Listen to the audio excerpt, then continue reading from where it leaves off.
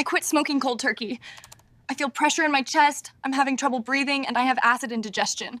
I also have a sore mouth and throat, and my sinuses are stuffed up and my ears hurt. Your tests are normal. You're just having an anxiety attack. I'll prescribe some medications that you can pick up at the pharmacy. Normal?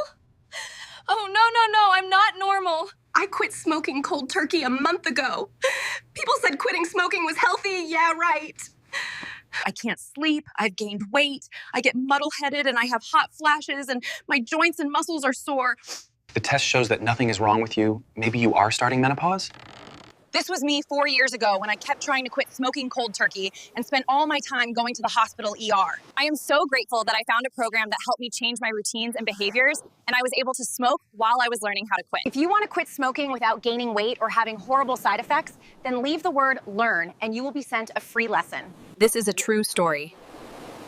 Except the part about going to the hospital in pink slippers.